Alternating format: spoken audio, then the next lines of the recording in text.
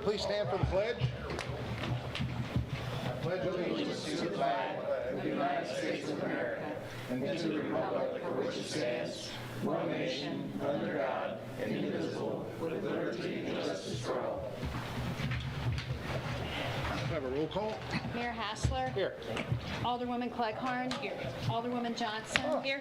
Alderman Donovan. Here. Alderman Jokers. Here. Alderman Eidman. Here. Alderman Rainey. Here. Alderman Prince.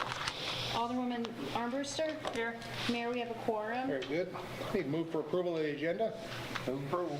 Second. All in favor? Aye. Very good. Takes us down to our city administrator's report. So you got an update at your seats. Item 1, the concrete is completed over on Parkwood. So all the concrete's poured. We're just waiting for the test to come through on the latest batch to see if it meets the PSI. After that, we can open it up. But they will be out there working and putting in dirt in behind the curb because they had to dig it out when they put the forms in. So we'll go back and they'll do that, and then they'll seed and strong. Met with Terry Todd from Cochrane yesterday. We looked at the potential sidewalk site down on St. Mary's Road. We'll see what the cost is for the engineering, because that has to be included with the application. Then we'll move forward with it. But so far so good. It seems to, in his opinion, meet what TAP grants are for. So we're in good shape on that. And item 5, we received quotes this week from Lakeland. We'll have those at the next meeting. We didn't have time to get that out to the board to review. And we'll have a packet put together for that. But that'll mean a double reading to approve. I'm sorry, it'll be a resolution, so you just have to approve it. But you'll see what the quotes are. It's going up. Our workers' comp mod has increased because of what happened, not this past year, calendar year, but in the past fiscal year, or before before Alliance took over in the street department, and then what we had before that with the police as well, and COVID and that. So we've seen an increase there. So you'll see that. And we sold all the vehicles and the laptop. I know we've got a couple of people coming in, probably either tomorrow over the weekend to pick up some of the cars. One of them I haven't heard from yet, so I'm not sure what's going on there. But we're going to mail the laptop out here shortly. And we talked with Cochrane. I talked to Cochrane yesterday. ARPA funds, trying to figure out what we can apply for. One of the requirements that they've seen from DNR is that you have to have some sort of engineering done ahead of time so you can make an application based on a study that you've done, which is great for our drinking water because we have the 5-year supervised plan. That will suffice. We don't have anything on sewers. So we haven't done any future studies on that. So that's going to preclude, for now, applying for ARPA. Doesn't mean we can't do something in the future with either IIJA, the Build Better group of money that's coming in from the federal government. But at this point, sewers, not something we're going to look at. We're going to look at what we were planning on doing for the next couple of years for the water maintenance program and try to get funding for that. That will help with our funding in that line item anyway, because we've expended a lot, especially with these last couple of projects, the electric and North 4th Street. So I hope to have more by the next meeting because the applications are due July 15th. So we're very close to needing to get that filled out. So, any questions? Yes, sir. Back to the sidewalk on St. Mary's and stuff road. I mean, is there anything down there that engineering should be anything really out of the ordinary, or? Yeah, it's going to be difficult depending upon the right-of-way width as we get close. As you work your way from Green Tree Tavern down to Seraphin, the right-of-way is only 36 feet wide. It expands to 50 feet, but that's about when you're getting to Seraphin. And I'm not sure about that rock hillside and if that's going to require that we get on somebody's right-of-way. So I'll have to talk to that property owner and see if there's going to be any issue with that. That may preclude being able to put that in because the way it's drafted at this point is a bridge to kind of make that turn instead of redoing that road or trying to redo that riprap hillside. It's here's how we're going to traverse it, is, you know, putting in kind of a bridge like you see over at the Shertifit Park. Now, the rest of it looks fine. From Seraphin down, we're in good shape. We got enough right of way to put in a nice sidewalk. It's just that section that's going to be difficult. So it must widen the closer it gets to Seraphin then? Yeah. Right. Yeah, at least that's what it shows on our, you know, we haven't done actual surveying, but it shows on our GIS maps that it does. All right, so wouldn't filling that in be cheaper than a bridge maybe, or less liability than a bridge, or? Well, I think because of the distance you have from your property line to the neighbor, I don't know if filling that in, because you would then be encroaching on their property and really encroaching in on it. I'm not sure what that distance would be. Depends on how wide it is there. Yeah. Right, so we have to have survey. And that property owner has complained about some drainage issues in the past, so I'd hate to do anything that would make that worse. Right. We'd certainly have to look into that. So if you elevate it, keep it above, then you're not filling in and creating any more potential Surely runoff. the drainage has been addressed, because that would be a little pond there, I mean, or should be now. we've had I think there was water in the trailer the last time we had a big storm, one of those 5 inches in 45-minute deals. But we try to keep that clear where the inlet is down at the bottom of that yard. Anything else? You're going to talk about the IDC meeting during our work session, I'm Yeah. guessing. Okay, Yeah. thank you. Sorry. Very good. If nothing else, go on to David. Good evening. You've got my report there. You can see most recent Heritage Commission meeting, what was accomplished. The next one is moved from Monday to Wednesday because of the upcoming city holiday. Hopefully there'll be some movement on those 2 grants. The state has appointed a new CLG coordinator, so that's the person that kind of foresees or facilitates that. So hopefully we'll get some updates there in the coming month or 2. Down to the comprehensive plan update, not a whole lot of change. They continue to review the current comp plan and demographic data. Hopefully some public outreach meetings scheduled here soon. That maybe that gets pushed back to July, August, but it's a fluid process. So, but June, July is still the goal. We will have a planning and zoning meeting on the 7th. We already have another guest lodging special use permit application, so another one of those coming through. Not a whole lot else. You can see there's a significant decrease in the vegetation issues from last month. I think all the rain caused a lot of issues, and there's still some out there, but I think we had 14 or 15 last month, so things look a little bit better now. On the other page, just wanted to note, if you remember, probably a month and a half ago, we had a work session on nuisance codes. You should see those come through for your approval in ordinance next month. That's about all I have, unless you have questions. Yes, sir. Dave, under your comprehensive plan update and stuff, with the recent transfer of property between the city and the church, is that taken into that comprehensive plan? Well, I mean, housing is considered, and extension of the city is considered.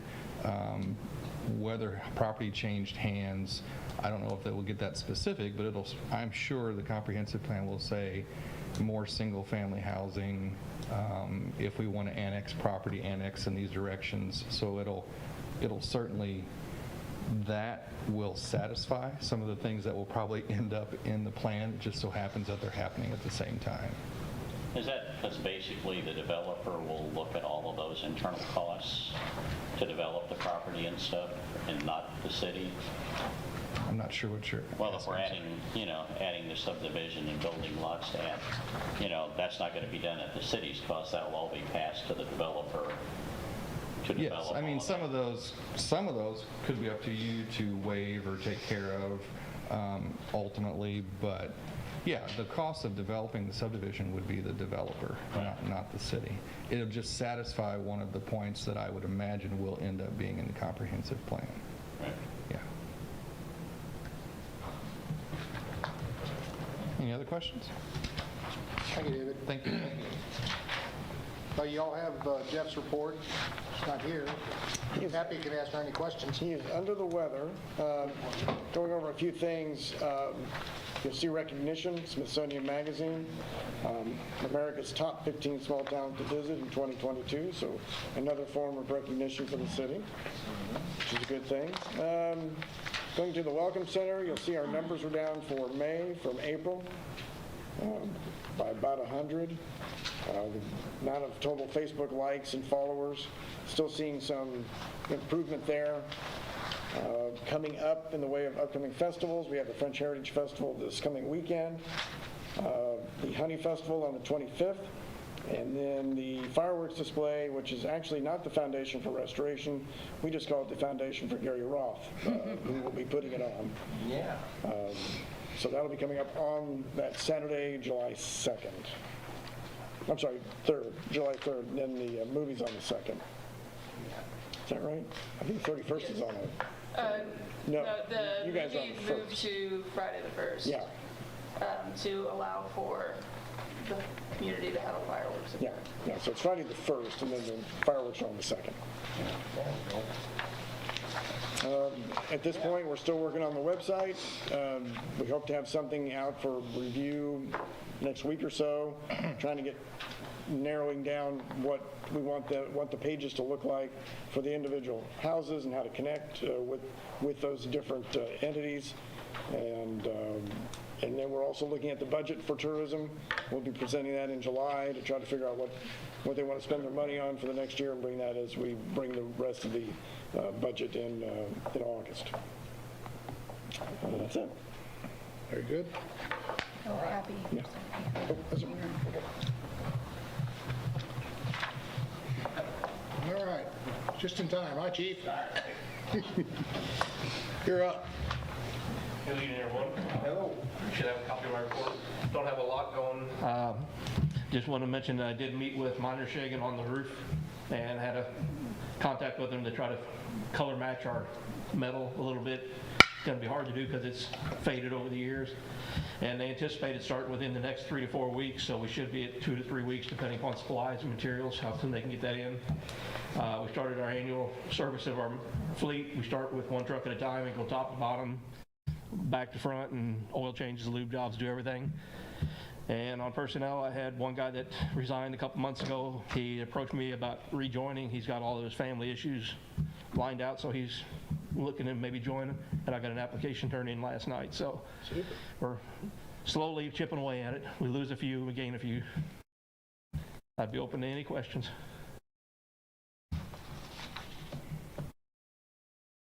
That was easy. Thank you, Chief. Thanks. Thank you. Are there any committee reports? I mean, we just had the first movie in the park for this year, this past Saturday. Smaller turnout, but it's beginning of summer, so weren't anticipating a huge turnout with that one. We've got, as Happy said, July 1st, we've got another movie in the park. It'll be National Lampoon's Christmas Vacation for a Christmas in July theme, so, yeah.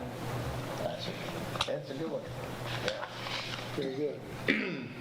Are there any public comments? Well, this would be a good time, Mr. Broberg.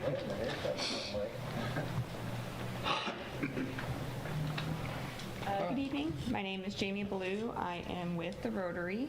I was just coming tonight to let you guys know that we are going to continue on our project on Progress Parkway, planting more trees along the walkway this fall. We are adding on 9 more trees, and then we are replacing the one that did not make it through the winter. So we'll be turning in our grant next week for it, and then it'll be probably October, November when we actually do the planting. So if you have any questions, I'll be happy to answer them. Perfect. Thank you very much. great. That's awesome. Okay, thank you. Are there any other public comments? There's Mr. Happy. All right. Takes us to our consent agenda. Move approval. Second? All in favor? Aye. Very good. Takes us to old business. Second reading of bill number 4495, an ordinance approving a special use permit for Claire Ballman and Armando Guizar that will allow guest lodging at 89 Seraphim Street. Motion to approve? Second? Have a roll call, please.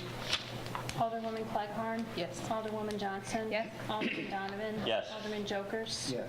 Alderman Eidman. Yes. Alderman Rainey. Yes. Alderwoman Armbruster. Yes. 7 yes, 0 no's, 1 absent. Bill number 4495 now becomes ordinance 4418. Thank you very much. Takes us to new business. We have two appointments tonight, or we need to appointment of the city clerk. Move for Pam Meyer. We're gonna bring her back. Bring her back. One more time. So I have a motion and a second. I would second that. Yeah. All right, all in favor? Aye. Very good. Thank you. And then we're gonna have to, we need to appoint, this could be a difficult one. We're gonna appoint the chief of police. Will we have him back?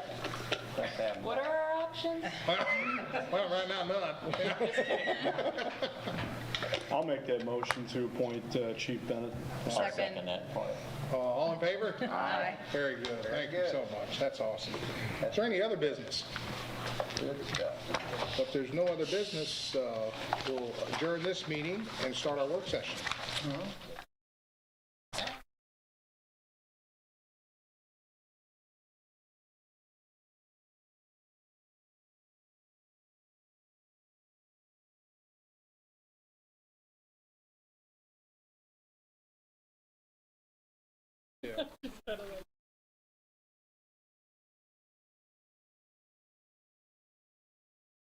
Order, please.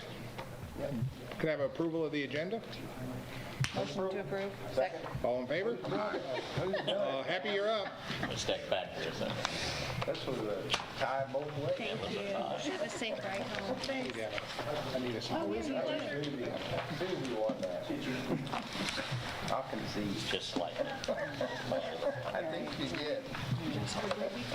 Wow. I will wrap this pants. I'll get that over here. Share this. Yeah. Here, we get one too.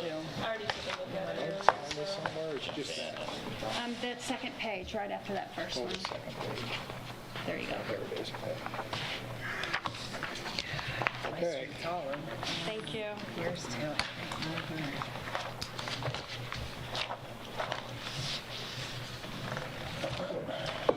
All right, David, you're on. We're going to talk about the preventive maintenance plan for the city streets.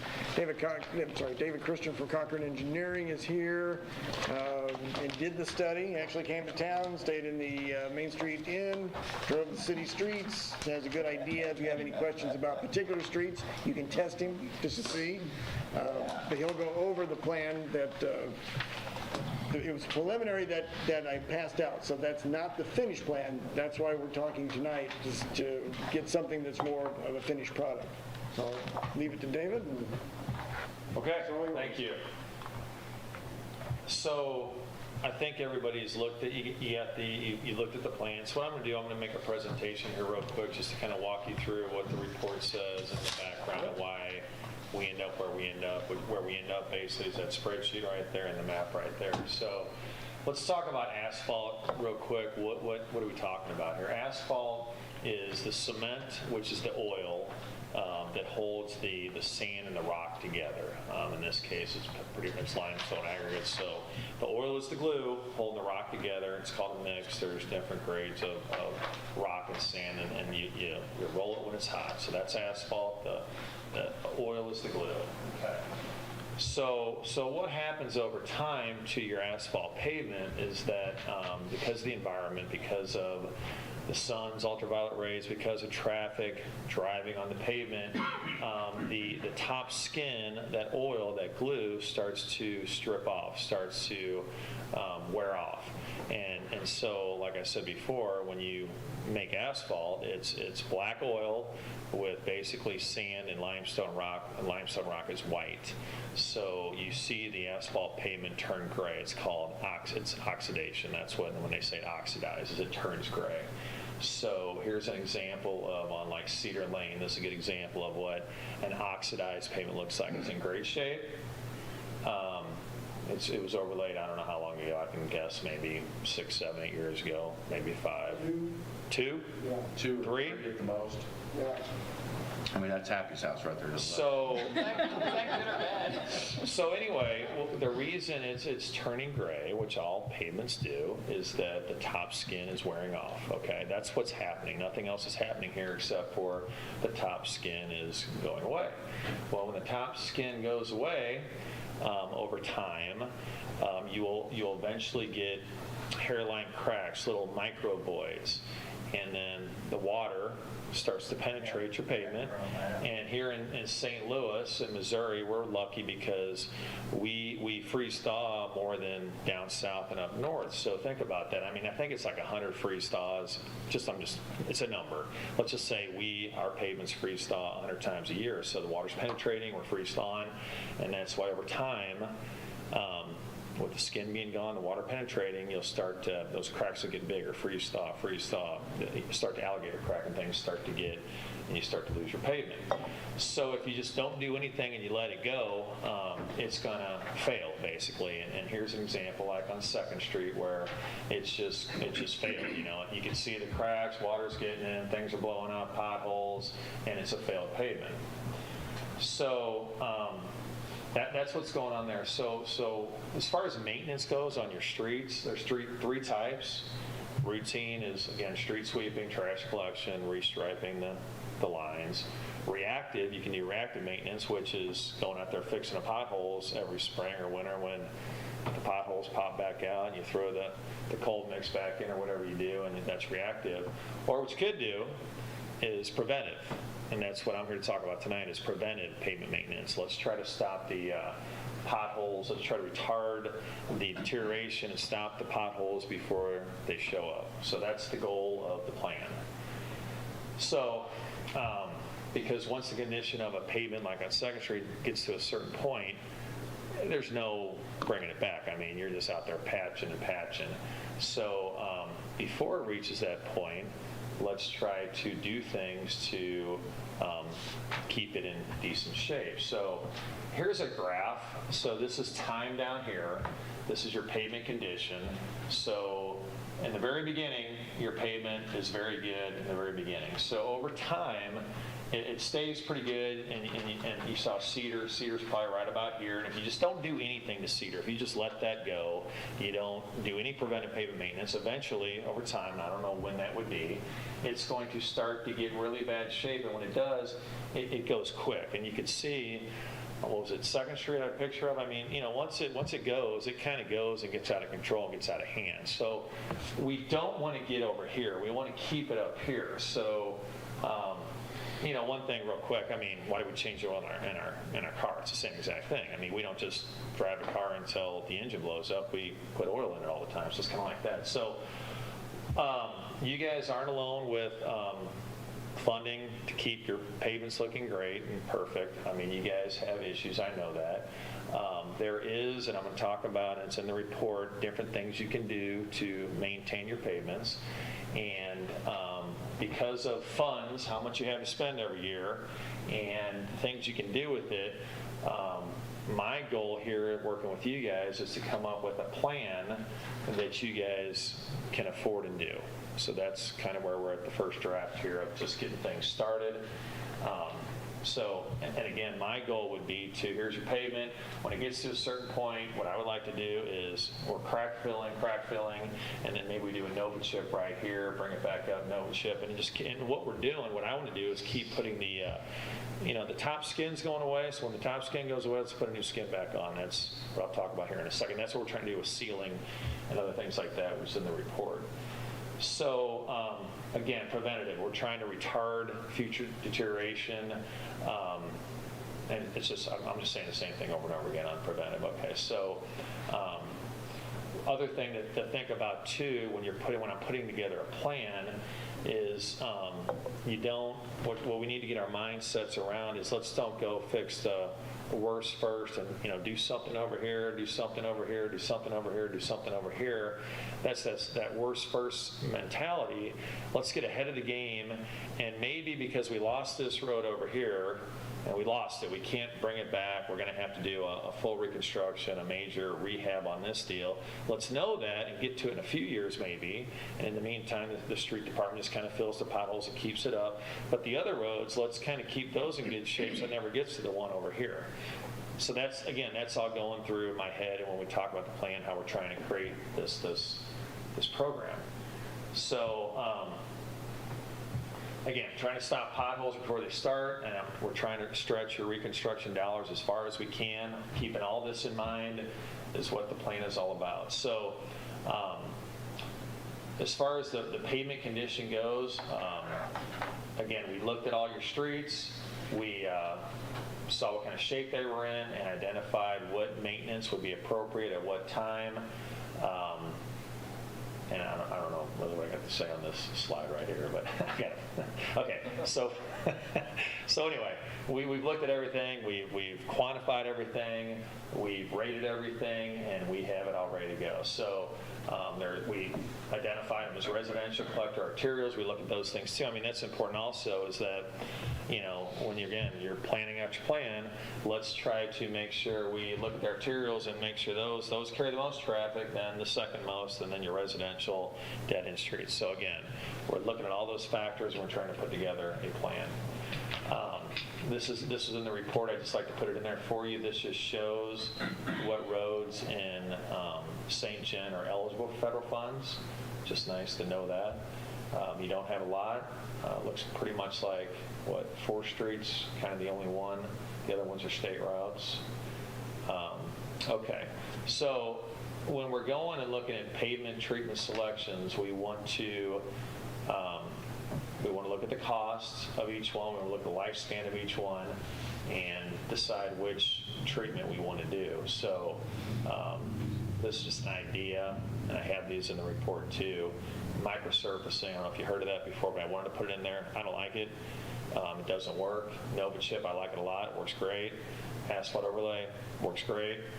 Pavement replacement, that's another option as well. So just going through, also talking about crack filling. I don't think you guys are doing any crack filling right now. Happy, is that right? No, we don't have a machine. We have to borrow one from the county. So that's something that you guys need to be doing, and it's something, again, we need to be doing it to get these cracks filled before water penetrates. It's just something that we need to talk about and think about. And hopefully, typically it's nice to run through every road if you can and seal whatever cracks you can. Typically, city crews do it. So again, this is ideally every 2 years, going through the whole city, and filling cracks would be nice to do. So it's something to think about. I know everything costs money. Chip seal, that's just something that I'm not recommending for you guys. I wanted to talk about it a little bit though, because this is preventive pavement maintenance. This is spraying down the oil and throwing chips on it, and then a lot of them don't stick, and you have issues with chips flying, dust, rocks flying, windshields getting broken, that sort of thing. So I'm not recommending chip and seal. I don't know if you guys have done any chip and seal. Did you do some one time? Was it a bad experience for everybody? Somewhat. Probably, yeah. So Take a shovel. and again, Yeah, just this is old technology. I mean, this is something they've been doing for 50, 60, 70 years. So there's newer things that they wanted to think of to do. So I don't know, about, let's say 20 years ago, I was at Clayton at the time, and microsurface was the new thing. It's called microsurfacing, where it's not a chip and seal, but it's like that again. We're putting the top skin back down on it, and when it went down, it looked pretty good. It looked good. It was good. It was polymer modified asphalt, special, scientifically designed, blah blah blah. You can open traffic pretty quickly. But the problem was, after about 3 to 5 years, it started to strip. And I don't know if you guys have had any experience with microsurfacing here. So you put the skin on, it looks great, it works great, it's not hurting a thing, but it strips off. And I mean, it does. This is actually in it's not Webster Groves, but it's Summer, Brentwood, and it's just, that's what it looks like. I mean, here's your oxidized pavement, here's your microsurfacing, and it just strips up. I'm working with Osage Beach, and they did the whole parkway, microsurfacing, and, within 2 years, it comes up, it strips up. I don't like it. And aesthetically, it looks awful. And if you guys did that, 2 years later, the city council is going to get hammered just on aesthetics. So I don't like it. I'm not recommending it. I don't want to be doing any of it. I don't like being the guinea pig on things like that either. I don't know about, let's just say, probably 15 years ago, this Nova chip came out. And this was a proprietary type thing. There's trap rock aggregate in it, special equipment to put it down. MoDOT started doing it. They call it their ultra thin asphalt overlay. I've been using it, working with it for 15 plus years, and it's great. I mean, it's just great. I mean, we do it in Festus. We did it in Festus when Happy was there. I've had huge success with it. We've done concrete streets with it, and it's just really nice. And what it is, it's a little bit thicker of an it's about a 3/4 inch overlay with a special membrane that really bonds the existing surface, and it just works great. And I want to get you guys to that point, but right now, I mean, I think there's other things, the money will get there, but that's something I want to get you guys to as a Nova chip, but it's not going to happen. I'm not going to recommend it in the next few years. We got other things to do before we get there. So it's a special machine. We can talk more about that later. I would get your staff involved before we do it. I'd get you guys involved. It's just something out there that I want to get you guys to do eventually at some point, but we don't have to beat it to death tonight. And then and there's advantages to doing all that I talked about. And here's actually in Festus we did. I think it's on, I don't remember the name of the street, but it looks great. There's your out. And this is the point. So this is a pretty good picture, actually, what I'm talking about. So you can see the pavement's in pretty good shape. It's an oxidized pavement. It's much older than 2 years old. I know that other one was that, but all you have is the transverse coal joint down the middle, and this pavement right here. I think this I would tell you is better than when this was brand new, and it is because this is limestone aggregate. This is oil. This is a better mix. It's got trap rock in it. It's a harder mix.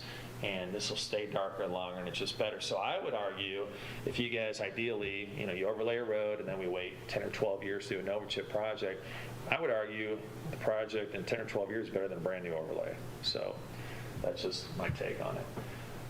And that's just it, striped. What's the name of that road, Happy, you remember? It's in Festus. It looked like Benny School Road. That's what I was thinking. Is it? I think so. I can't remember. Okay, and then this is the asphalt overlay. You all familiar with that? You mill it and you overlay it, put asphalt down.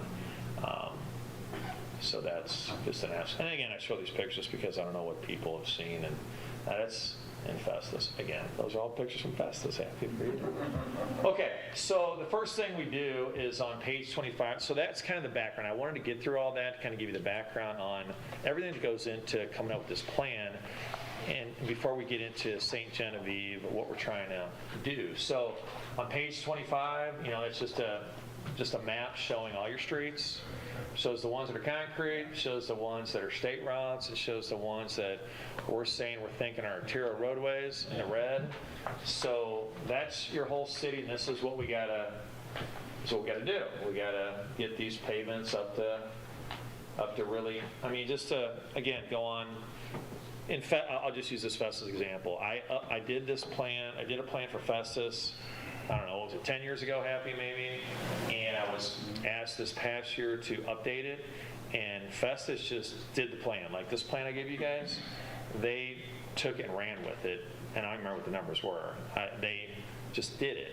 10 years later, I come back to update the plan, and I'm driving the streets, and I'm going, I couldn't find any bad streets. So if money's no object, it works really, really well. I know that's not the case with you guys, and I've worked with many other cities, and I can't think of another city who just basically took the plan. I think the numbers on that one were about $500,000 a year. It was like $500,000 or $600,000 a year, and they just ran with it. They just did it, and 10 years later, you can't find a pothole in that city. It looks good. So what I did on this plan here is I didn't know how much you guys had to spend every year. I asked Happy, And it's just kind of like, hey, let's just get the process started, and let's just, if I was just wanting to do a project, do this, how it would look. So there's page 25, and I have more maps too. I have more. Was that the updated routes? Yeah. You don't have it. I do. Here, I brought this. If you guys want to spread I brought the grouping maps and the spreadsheet. So we'll talk. If you guys, Happy and Steve and I talked a little bit, and we changed a little bit on the map. So that's more of the update that's showing here. So let's talk about the grouping concept. That's that other map that you have right here. So one thing that works real well is that, like I said before, you don't want to pave a street over here and a street over here and ward this, do 3 streets in Ward 1, 3 in Ward 2, because mobilization, disruption, butt joints everywhere, it's just not the way to do it. I don't have any idea where your wards are. I don't care, honestly. It's a city of St. John, so I don't really care. So I looked at it from the perspective of what would make sense from a paving contract to get you this best bang for your buck, and that's this grouping concept. So, if you pave someone's block, like if I live on the corner and you guys pave my one street this year, and then you come back and pave the other street the next year, and then you pave the other, and that's what some cities do. They just kind of pick and choose based on, honestly, politics, the ward, what people, I don't know. It's just politics. We can't let politics get in the way of what we're doing here. So that's this grouping concept. So what I did, you'll see in the map right there, and I got it on is I went through and I just kind of created. Actually, you have the schedule. That's not the grouping map. So hold on, don't study that yet. We're not there yet. Hold on. It's in the report though. So in the report, I have the groups. I identify which streets are which groups. Okay. So then on page 24 of the report, I didn't give you that one. I wish I would have. I got the groups. They're in the report, and these are just groups I created. I named them. This can all change. This is a draft, and this is what kind of made sense from a paving standpoint. The map you guys have is kind of my proposed plan, so we'll get to that in a second. So on page 24 is these groups. So as far as estimating goes, again, the bigger the project, the better. We just bid a project in Warren County, and everything's bidding high right now. Everything is. I mean, it's 20-30% higher. But my estimate was like $1.4 million for an overlay, and it came in about $1.4 million in this environment. And what it proves the point is that the bigger, you're going to get much more economies of scale, you're going to get better pricing. So if you're just going to go after a $100,000, $200,000, or $300,000 paving project every year, you're going to pay a premium. You're just going to be chasing your tail the whole time. And I know that's all you have, but prices have gone up with oil, and the bigger the project we can create, the better pricing you're going to get. And it's significant sometimes. I mean, prices right now, $95 a ton, I would say, for a few $100,000 project, and this huge one we did, we're back down to lower 70s. So even though oil's gone up, economies of scale, bigger is better. The other thing that's important too is that don't open bids right now. Let's have a plan. Let's have a project for next year. Let's design it, the bid package, whatever we need to do, and bid it and open bids up in ideally January or February. This is when the contractors are looking to book their work for next year. They're not busy. If you bid a project right now, they're busy. You're not going to get very many bids. If you bid it in the January, February timeframe, everybody's back from the holidays and they're wanting to get work, you'll get better prices. The bigger the project, and the bid timing is huge on getting better prices. So that's why it's good to have a plan again that you're on board with, so that you can start working on the project in the fall, bid it in the winter time, and then start construction this spring, summer. So there's the spreadsheet. This is what I did. Again, this is a draft. There's just something to talk about. Steve and Happy and I talked a little bit. They had some comments. I didn't change anything on this yet. And what I did was I just kind of looked at, not knowing politics or where anybody lived or anything like that, not even knowing how much money you had to spend, because I had to do something. I had to get something on paper. And you can see here at the bottom line, I got it down for almost $900,000. I know that's probably not realistic in 2023, Maybe it is, I don't know. But if you're asking me what I would do, I'm showing St. Mary's Road, Market Street from 9th to 4th. Those are your arterials. And then let's hit a residential group, hit Market Street as the first one out of the gate. And then I go on, you can see in 2024, Washington group, Jefferson group, and you can see the crack filling has to start going too. So that's what this schedule really shows. I try to depict what the schedule would look like. It's a 15-year plan, but instead of going, this is 1 through 5. Instead of going to year 6, which we can do, but I'm not going to do that until we figure out. I want you guys to talk about it, think about it, figure out how much we spend every year, kind of I want input from the city staff, from everybody here, and then over the next few months, hopefully, we can start to develop a plan that you can use, and then that's it. Then every year, it's in the budget, you know what's coming.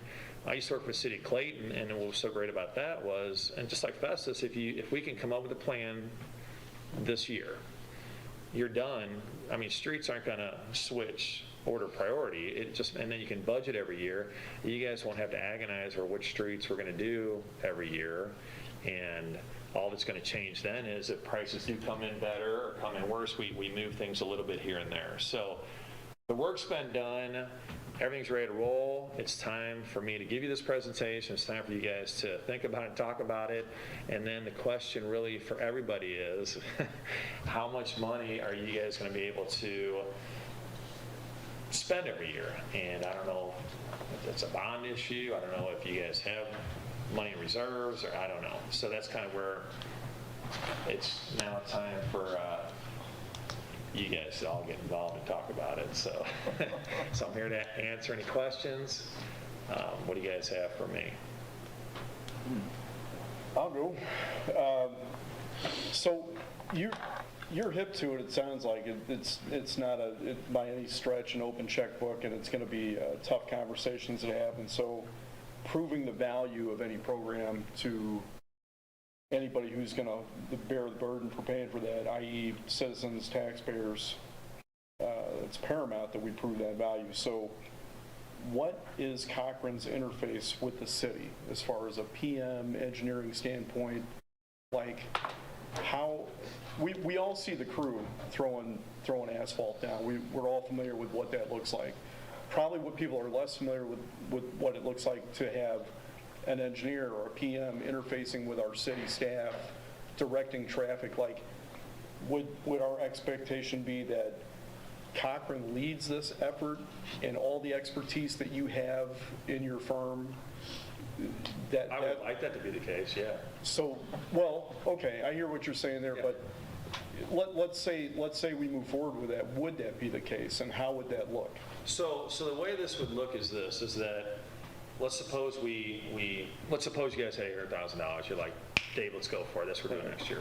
So what we would do is that ideally, Cochrane would put together a bid package to resurface Market Street, Mary's, and Market Group, okay?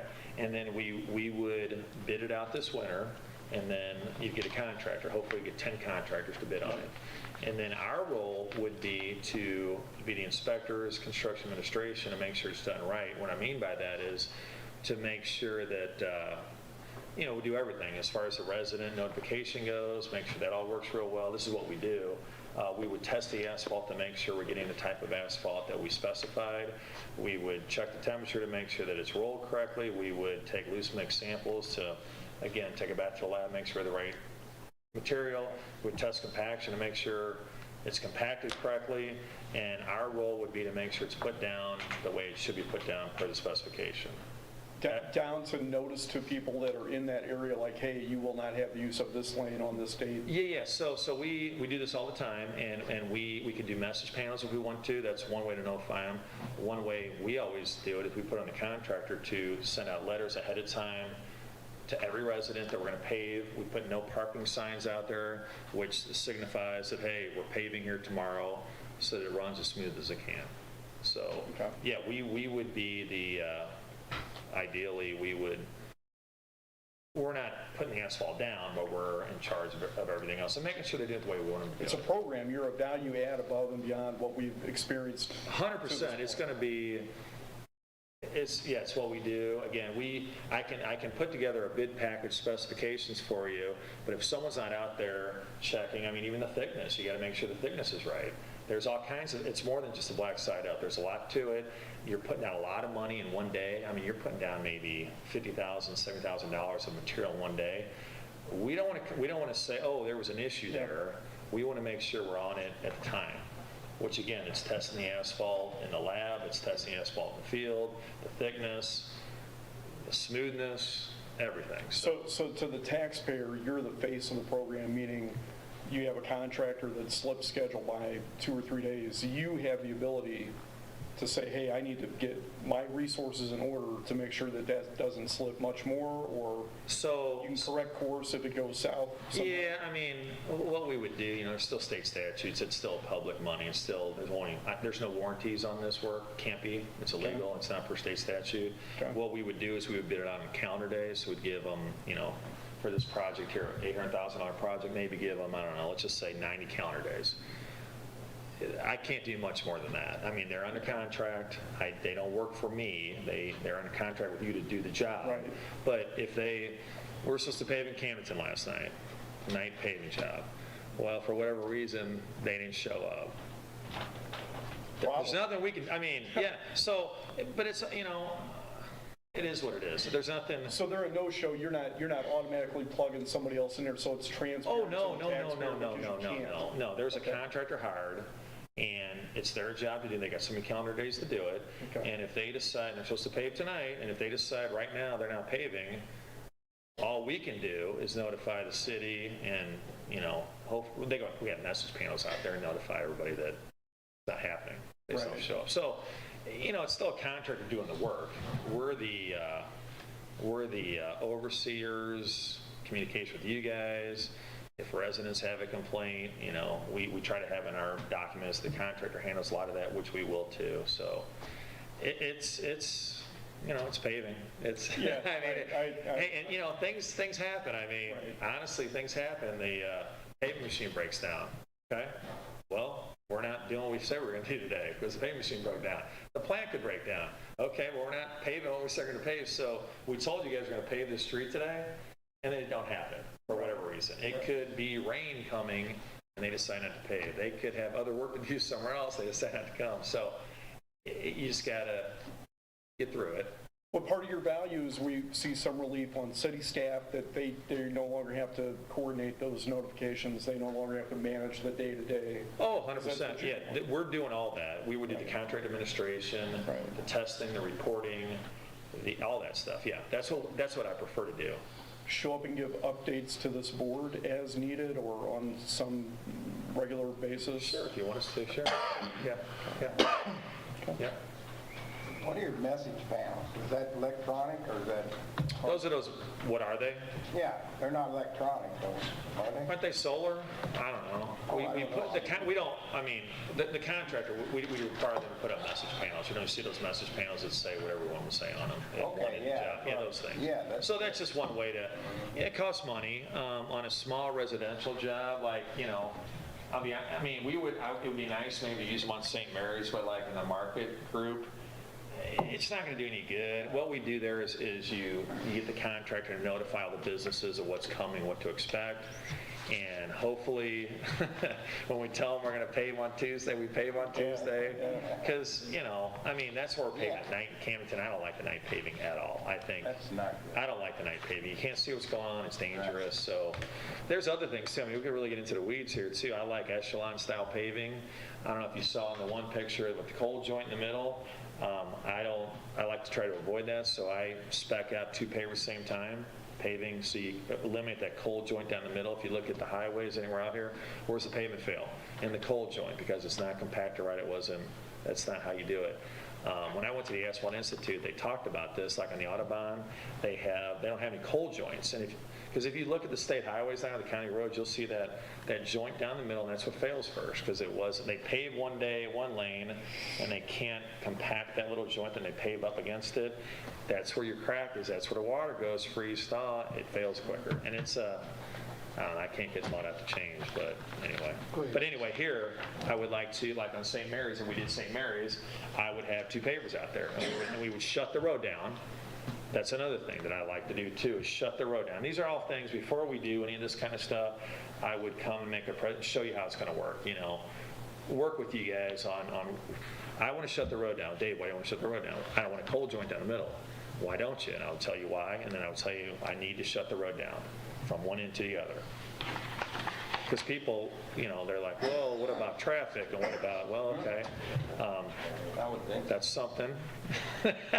People are going to be inconvenienced anyway, one way or the other, so. Well, what's more, what exacerbates that is if you put a schedule out and people are inconvenienced during that time, and then it slips 2 or 3 weeks, and then they find out, hey, we paid full contract price. Like, shouldn't there be a penalty incorporated into the contract where if you don't complete on the promised date, then you're going to So every so many days. So there's it's called liquidated damages. Okay. So again, you say 90, you got 90 calendar. You don't do working days. There's working days or calendar days. Working days, you can argue that. I mean, they can argue, we can argue it. What's a working day? It's called, just do calendar days. That way, hey, you got 90 calendar days to get the job done. You have plenty of time. They give us a schedule, and they got to get their work done before then. If they don't get it done by that end of calendar day, we could charge with liquidated damages. We would have that in the project manual, and then typically you don't charge liquidated damages, but you could. Okay. And another thing too, this is another thing we look at is who bid the project, which contractors, and I have done it, and it's been tough to throw out bad contractors. You don't have to take the lowest bidder. And if we know they're no good and we don't like them, you don't have to take them. I know there might be but they're $30,000 cheaper than the next guy. Okay, well, you're going to get those issues you're talking about. So these are all things that, it's good to know there's a sheriff in town. Yeah. So it's what, I've been doing this for a long time, I've seen it all, so I can't guarantee anything.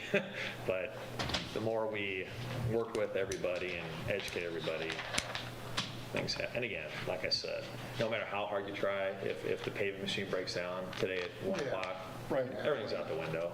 So along that line, I promise the board and you, I'll be quiet after this question, but we're trying to prove value because the numbers are massive. The numbers at a certain point are what they are, but they're big. So to prove value to people that are going to pay for it is important. So what we have now is concrete and asphalt, right? Impervious to water. We have 2 problems that go on here. We have potholes everywhere, and we have stormwater. Is there a new product? Is there, not to say that any of these streets would be a candidate for this, but if there were candidate streets where it would be acceptable, is there a material that you can have water hit that material, drain at an acceptable rate to the base, and that way you mitigate that problem with stormwater? So you're killing 2 birds with 1 stone with this program? Yeah, I don't like it. That's pervious pavement, and I've done that before, and people do it. You're letting water flow through your pavement. I'm trying to stop the freeze thaw. And over time, that pervious pavement will fill up with little dust, and it's not going to work like that. I'm against it. I'm against recycled asphalt pavement. I mean, so that's in MoDOT spec too. I want to spec that out too. I don't even want to have, I don't know, 10 years ago, MoDOT decided to count recycled asphalt oil pavement in their calculations, and pavements blew up all over the place, all over the state of Missouri. So I like the virgin oil. I don't like any recycled anything in the asphalt. So there's just, I definitely don't like, I don't want to do pervious pavement. I don't want to do pervious concrete sidewalks. It's just, you're letting water into the sub-base, into the base, and you're just freeze thaw, and it just goes against everything that I believe in and I've seen over the years. So I got you.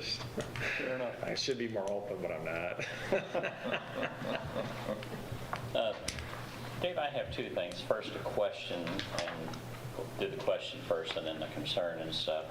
The question being is all these other services that you talked about, testing and those are all additional costs over and above what we've already approved for this study, correct? Oh, yeah. Right, and I think I've seen off of one of your other engineering things, you gave a schedule of what those fees are, so much an hour for this, so much an hour for that, but that's correct, right? You Yeah, charge by the service, yes. right? Is there any idea what that, as a percentage and stuff, if we have a $100,000 paving job, what, is that a 5%, a 10%? Is there a number? So the way I kind of set this up for you guys is that those numbers are your budget numbers for everything, including your engineering design, if there is much needed, and your construction administration inspection. So how do you go up? Go up. There's a page up. Numbers locked. Hold on. So for example, the market group 505, what I would say there is that's all inclusive, the way I ran the numbers, including all that. So what I would say, if you guys are going to budget in your budget $500,000, put it in your budget, that's your budget, and then out of that would be everything. Right, but I mean, I didn't percentage number. Oh, so typically, engineering typically is 10% of the construction cost. Let's say a bridge. If we're designing a bridge, it'd be 12%. If we're doing something a little bit less significant, 10%. A resurfacing type job, depending upon the complexity and what it is, maybe 6 or 7% of the construction cost. And then the inspection. You look at so the inspection. You got to look at some things. You got to look at how many tons are they going to lay in a day. Okay, let's start with that. Who's going to be out there doing what? How long? And kind of back in your number that way. So I don't want to give you a percentage on a construction, because we're doing testing at the plant. We're doing other things. So does that make sense? What I'm saying? It depends upon. St. Mary's Road, you'd look at that, and they might be able to put down, let's say, 1,200 tons a day, you could estimate, okay? But if you're doing these little subdivision type work, it's a lot slower process. Maybe they're doing 500 tons a day. So I want to get paid for my people to be out there, and it just all depends. It just depends. It just depends. I'll say that's. And the reason I ask, because these are fees that we're looking at, additional fees that we've never incurred in the past. Not that it's not a value, but these are additional fees that we've basically done in-house. So, and touching on what Mike said, we've got to justify those numbers, to the public and stuff in a value that's going to assist us long-term and stuff. That's the whole point. You can't, you could, but you shouldn't just hire a paving contractor to go pave your streets and hope for the best. And that's what we've done. You can't do that. You got to be out there. There's many things that could go. There's a ton of things that could go wrong. Number one, if you want 3 inches of asphalt, they could give you, because typically you pay, well, I don't know how you guys are doing by the ton or square yard. I'm doing it by the ton. Right. If you're going by the square yard, which you might have been doing, and you want 3 inches of asphalt, you might get 2. Well, who's checking to make sure you're getting 3 compacted? Who's making sure that the type of asphalt you're getting is what you're getting? Commercial C doesn't even exist. You probably heard that term, commercial C, if you know anything about it. That's not a state spec, county spec mix. That's just a jump mix at the plant. There's a lot to it. You want to spec out a state mix. You want to make sure that mix is what it is. You want to make sure you have enough oil in the mix. You want to make sure the oil's right. We test the oil. We test all this stuff to make sure, like I said, you're putting down $50,000, $60,000, $70,000 of material in a day. And once it's down, there's nothing you can do about it. There really isn't. You can go to court and argue about that it rides rough and something happened, but you don't want to be in that position. You want it to be done. There's major value added to having people out there know what they're doing to make sure it's done right. We've seen some issues, that probably would have been prevented and stuff, but no, that's fine. Now for my second part, much bigger part. I'm trying not to get shell-shocked by these numbers, and I wish you would have asked our budget before this, because this is I think Mike kind of broke the ice there when he said, what was the term you used? Probably shocking, I don't know. Right. And how we get from point A to point B, because, I know you touched upon the cost of asphalt now. Oil has never been any higher than it is now. Right. So, but that's not to say it's not going to go higher yet. Correct. Along with everything else the city does, and trying to keep within our flat budget here is what I'm going to use the term to describe it, because basically our budget has been relatively flat along with our income and stuff. And to try not to get blown away by these numbers and to be able to say, okay, we have to do something. I mean, this is 5 years. We're looking for much more, so this number is going to probably continue. Looking at all of our streets and how bad a shape they're in. There's no storm water. You've seen them on 90% of our streets, maybe. I don't know what the number is, but this is we've taken the right step by starting the procedure. If you don't do nothing, shame on you. We have to do something to try to get a better deal going on for the taxpayer and stuff, but trying to take these numbers and saying, is this reality for us? Short of something major, I just don't know how to get there. And one of the questions that came up in trying to get there, I've seen some surrounding towns doing bond issues. Is there a lot of bond issues done for paving streets? Yeah.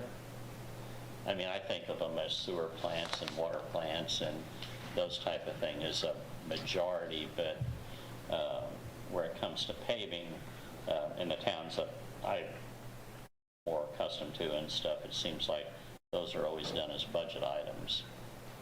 Very familiar with Farmington and Yeah. I mean, and you look at some of these cities that I work for, Crystal City being one. I did a plan for them, and they just kind of threw their hands and were like, "Well, we're not going to do anything. We're just going to," and it's a disaster. I mean, it's a complete disaster. And what they do is they put a couple $100,000 towards the next thing. They still use the plan. It's still grouped, but we don't do the whole group. We cut it in half.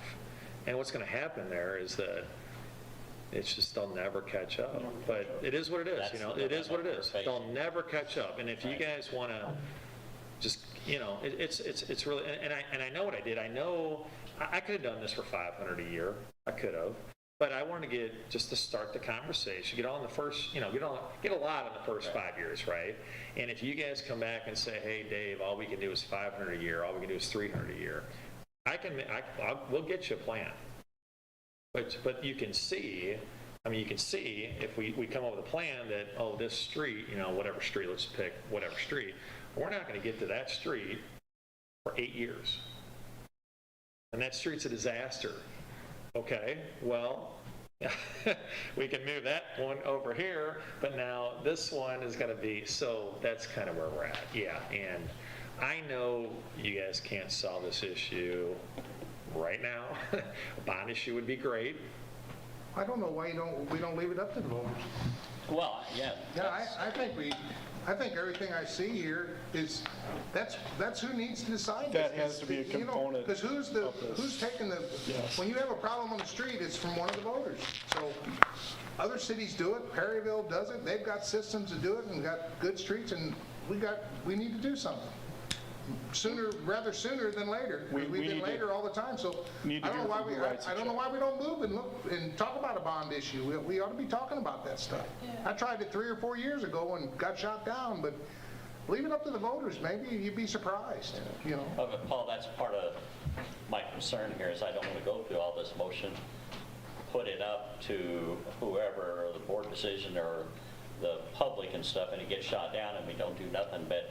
Well, then our hands are tied, Bob, and it's not our fault. We continue to do what we're doing. Just like he said, we'll spend $200,000 and we'll patch, and in 20 years from now, we can always do what we're doing, but why not explore that?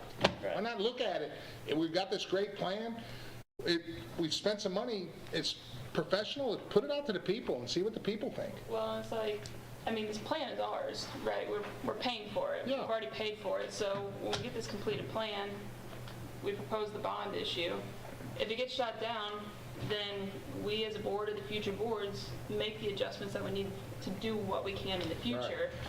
But I don't want you to take this wrong. No. I'm not disagreeing with anybody no, I know. here.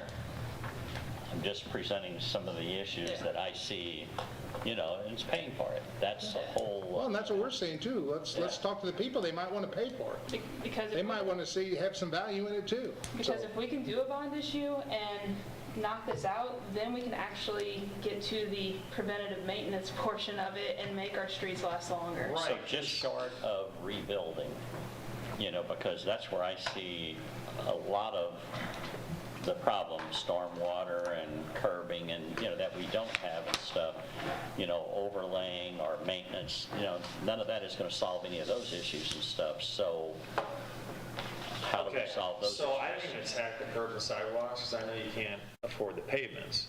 A bond issue, we can attack the sidewalk. I mean, we're not even talking about sidewalks and curbs or drainage, if you think about it. We're not even talking about it. Why would you? If you can't do this, why would we even, so. But I think this is a starting point for it, especially if you look at, like, my neighborhood, the International Subdivision is a perfect example for what can benefit from a plan like this. There is no stormwater solution except for zigging and zagging between people's yards, and the neighbors are having terrible issues with it. But the roads in that neighborhood also lack a base. So they're going to have to be completely rebuilt, I think is what the discussion has been. Right, Happy? Yeah. So when you go to rebuild those, we can look at, is there a way from a street aspect we can solve those? Also, I know of half a dozen neighbors alone that are willing to put in a sidewalk, but they don't want to do it for a crappy street. And I'd put in a sidewalk, but I don't know what's happening with my street. Right. So there's people out there willing to do what they need to do, but they're limited with us not doing anything. Right. So I don't know if a bond issue would pass, but I think it's worth the discussion because, like I said, if we can knock out in 15 years, get all the streets up to par, or whatever it's going to be, then once we get all the streets up to par, it's preventative maintenance. And there's a plan in place to tell future street department workers how to do it. Any idea what that bond issue would be? Oh, sure. I mean, everything's done. I mean, everything's quantified. I could give you these numbers. I was just thinking about the village of Mulling Acres. It's a city village up in North County, St. Louis, and she worked with another engineering firm, and they tried to get. They thought they needed like $8 million for the bond issue. They only got $5 million. And I was at one of the meetings doing something else on a federal aid job, and I went back and ran the numbers, and they were going to do it over like 4 years. So they had all that built in. I met with her and I said, Michelle, I think, why don't you just do the whole thing at once? And we got like $52 a ton. This is when numbers were like 65. So if you do a big bond issue, like, I'm talking big money here. I'm talking, let's just say $5-10 million.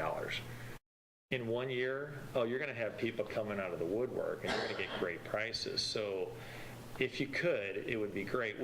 I used to work for the city of Clayton, and they would do a bond issue every 20 years. And it made sense, because what they would do is it's not your personal checking account. We can't save up $10 million and do the whole city.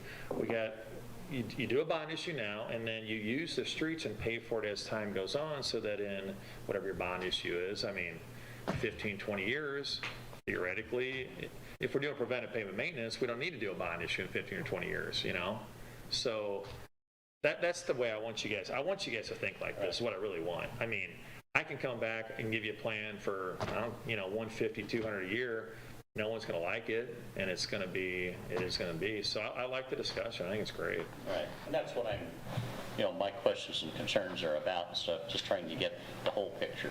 Yeah. Not just a 5-year thing. No, I have the whole, everything quantified. I just showed you the first 5 years. I didn't keep going. You can see, I could have kept going. I just didn't do it because it's kind of pointless. So I could have showed you what we're going to do in 28, 29, 30, 40, with 800,000 a year. Give me $1 million a year, I'll show you another plan. Give me 2 a year, or give me, let's go 10, we'll do the whole thing. That'd be great. Yeah. So, Was anybody, because we could discuss this probably all night long. I think we'll have to probably have some more meetings about it. We got a good plan, we got some things to talk about, so if there are any other questions, we need to really probably move on from this to our next section, so. all right, Thank you, appreciate brother. it. I'll see you guys soon, next time. I'll talk to Happy and we'll just, Okay. we'll get together with the next step, so.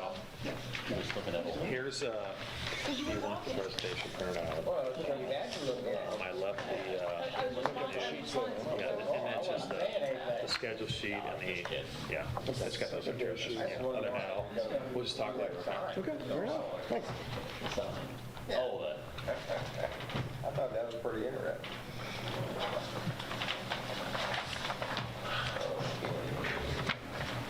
Okay, Happy, you're back in charge.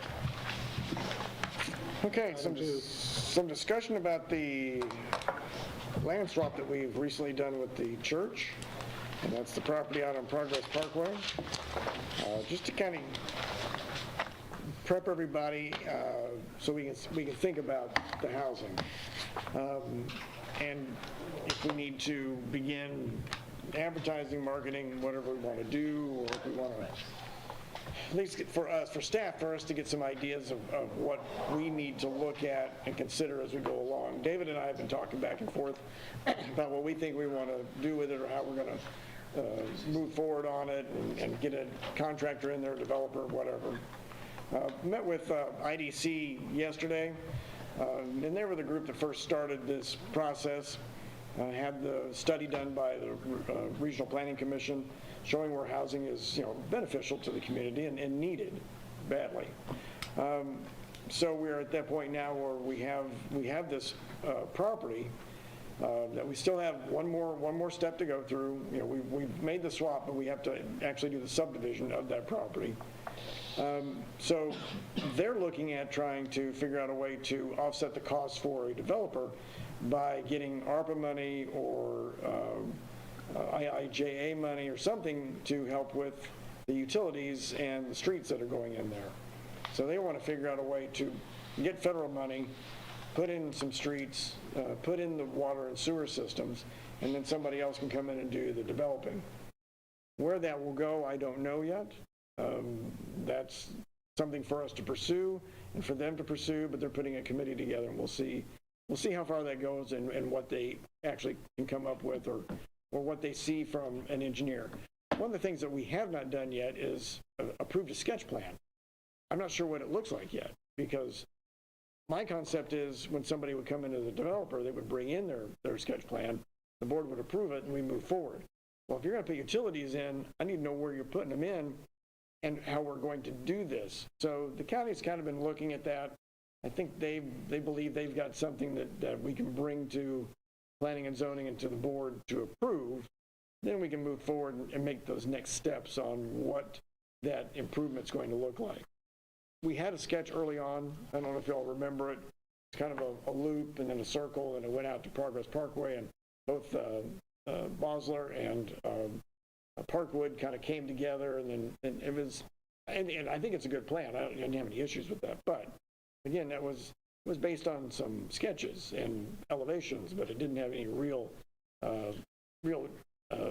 work on elevation issues or soil types and that sort of stuff. Anyway, so what I wanted to bring up tonight was, now that we've done this, things to think about, and we can discuss some of that tonight, is are we going to just try to market it ourselves, or do we want to hire a real estate agent unless we have people come forward early on?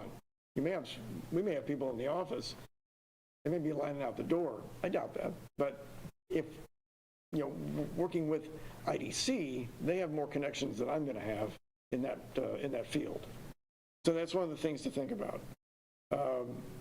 What kind of milestones do you want to require of us to look at this? So the first thing I think of is everything has been cropped. I mean, we were doing business as usual because we don't know what was going to happen in the way of putting things together, doing the swap, doing the special deeds, all of that. So everything's been planted, needs to grow, needs to be harvested. So we're looking at November at the earliest that we would probably be doing anything. We can still look, but we aren't going to do any development on that property until after the cropping's done, because that's been an investment for us, it's Michael Nager that does our property. And for the church, I think they do it. They may do it in-house, so they've got somebody. So we don't want to interrupt that process. But what kind of milestones do we want to look at? Are we looking at, getting something started in the next year and a half, 2 years? Are we going to try to milestone the developer as well and say, we need to see, X phases in a certain amount of time? Do we want to, give them the opportunity to just kind of look at it first and then give us the milestones and then the board accept them? But where do we want to be as we work down the road on trying to sell this property? What price per acre? We have an assessment or appraisal of what that is worth per acre. Are we going to try to adjust that? And what can we do by law on that adjustment? So that's kind of an incentive. So, 4 and 5 kind of lead into each other. Are we going to do incentives? So the incentives may come from what IDC is doing now, trying to get federal funding to help offset costs of utilities. Are we going to do our own incentives where we're not charging for building permits, or we don't have many fees otherwise, tap-on fees? Do we have to worry about sewer tap-on fees? We want to waive those. Do you want to waive water tap-on fees? There's certain things that we can and can't do. And you keep the price of the land the same, so each acre is going to cost what it costs. For building permit fees, are we going to wait until the house sells? We don't permit it when they come in for the building permit. It would be part of the closing price, say. That's something you think about as a way to assist the developer. If you think the cost of developing the property is going to be too much, that you're not going to get anybody in to do it, then that's some of the things that we can look at. And this comes back to, what are we approving as a development? Single-family dwellings, that's the big push. It is zoned, David, is it R1? Yeah. So minimum lot size is 8,000 square feet. Yeah, say 8,000 square feet, and I think it's either 7.5 or 8 foot side setbacks, 25 in front, 30 in the back. So you got a certain house that can fit on that size of a lot. But do you want to also entertain, because this has been discussed, do you want to entertain like senior housing, where you might have a development that, let's say, is on the inside? This was kind of discussed at the meeting, where you would have attached housing. So you have single family dwellings, but they're attached, and it's a development where they have a subdivision association that just oversees that property, and somebody maintains the grass and the weeds and the flowers and the sidewalks and whatever. The homeowners don't have to worry about it. They pay their dues, and somebody else does that. But it's a 55 and older type of community that would be attractive to people that might want to move out of their house. That would open up housing in another neighborhood. Might be a smaller house. They're looking for maybe a little expansion or something where it can be maintained by somebody else. So if somebody brings that type of plan in, are you going to entertain it, or are you going to be hard and fast to say no? It has to be single-family dwellings, individual lots. We don't want to see any attached housing. We don't want to see anything other than, we don't want smaller lots. I mean, it could be a planned unit development, where you might want to come in and say, we want to do smaller lots, we're going to put the houses closer together, but we can do all of these lots here, and then we're going to do parkland over in this area or something. You know, these are the kind of things that might come to the board, which is why the sketch plan is good to have up front, so you can measure that kind of stuff. And if there's a planned unit development, that's a give and take. This is what we want from the developer, and then we say, well, this is what we want. And you don't have to just give on everything. We'd like to see this. We'd like to see 10-foot side or 10-foot wide sidewalks, or we'd like to see drones in the air all the time. I don't know, you know, just looking at some. But I mean, that's the kind of thing that you're looking at possibly requesting. We want thinner streets. Fine, if we're going to get thinner streets, we want to see more parking in front of houses. Then you're going to have to increase the amount of driveway. So, again, David and I have been kicking this out around in the office. These are some of the things we came up with. And it's like, you guys need to be thinking about that as well. So I wanted to bring it to you as a discussion item. You know, give me your individual thoughts. Give me your thoughts tonight. Give me your thoughts later. You know, let it soak in. We got time. But I don't want to wait till the last minute to decide what we're doing. Happy I had over the IDC and these utilities and this funding. I guess this is a city development. How does that come into the fold? It would be, it's not a city development. It is I mean, we own the property, but it would still be city utilities. We'll eventually take all the utilities. It eventually becomes a developer's project. So I don't know yet, to be quite honest, but I think as long as it is, we are following what the rules are for those funds. You can be the overseeing group, and it doesn't have to be on, you know, as a city on our property. So this is something the IDC can attain these funds to use in our development. Right. You know, I mean, this is not the first subdivision that's ever been developed and stuff. There has to be some sort of a normalized plan to go from a cornfield to a subdivision. And I don't know, have you been involved in some of those before? Or? Multiple subdivisions, Right. yeah. So, I mean, you've asked a lot of questions here, but boy, there's a lot of questions. Right. Now, what the board doesn't have to worry about is the subdivision development. So that's in code. We already have that.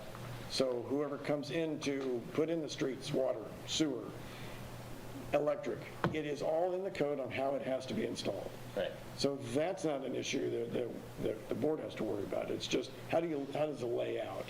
You're looking at more of the looks of it. Are we going to require certain size houses that go in there? You know, or the developer may say, I need to put in X size house because that's the only way I can make money.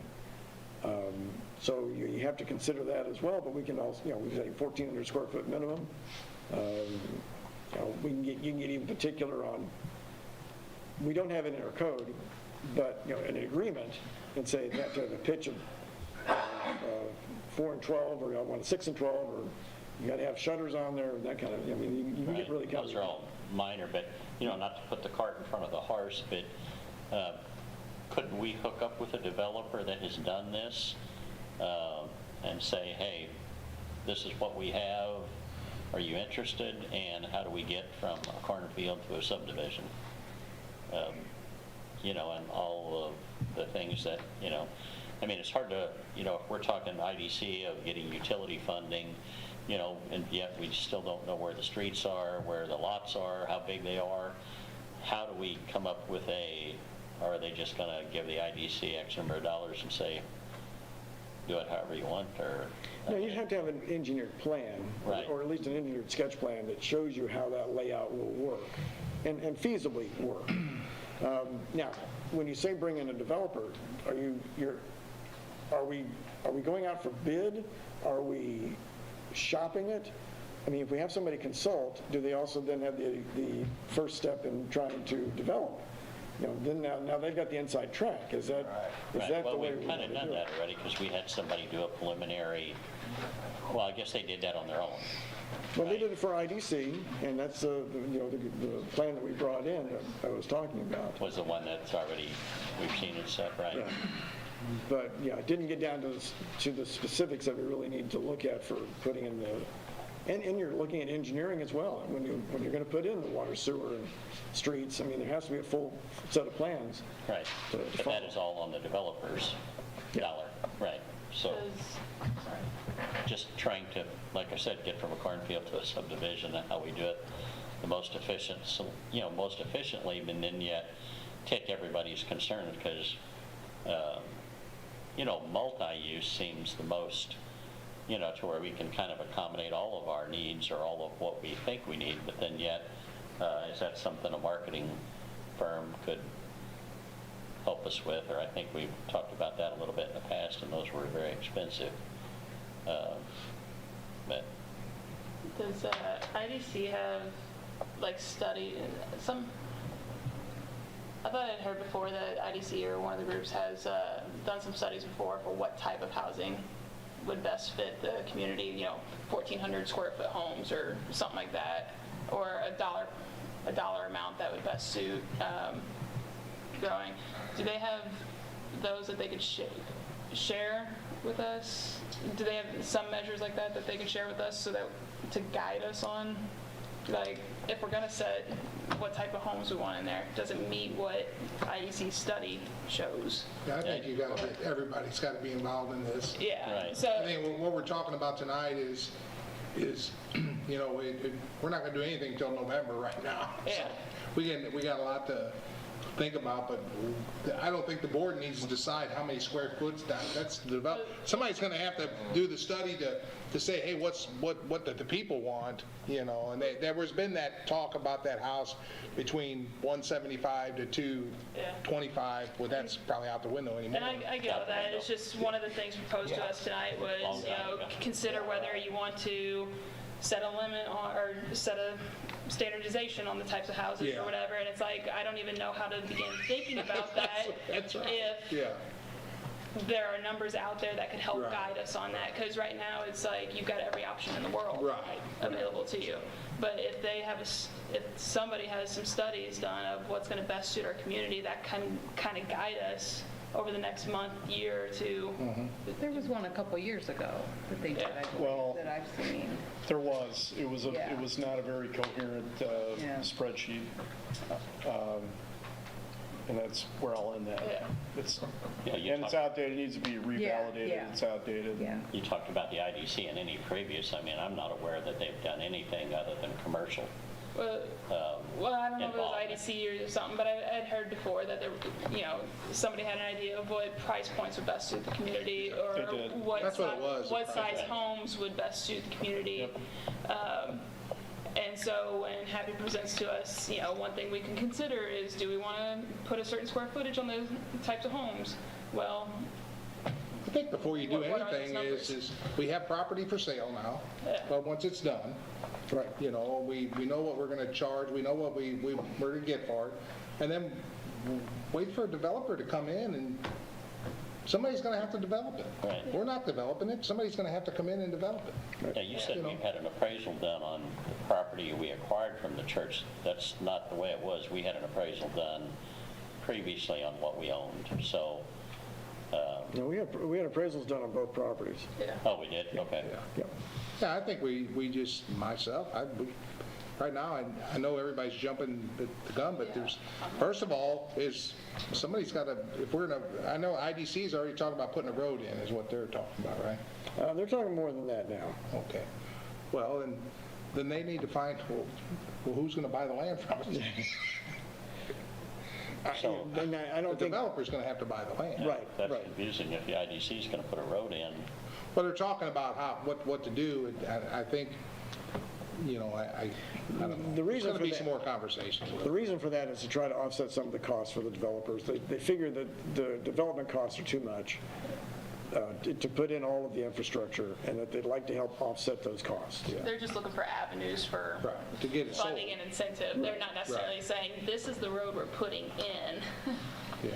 Not yet. Well, so basically, to get started, Happy, everything you talked about, what should be our first thing we need to focus on? You said something about a plan, or Or what is, So the first thing we're looking at is if we're going to do infrastructure improvements, we need to see some sort of plan that the planning and zoning and the board can look at.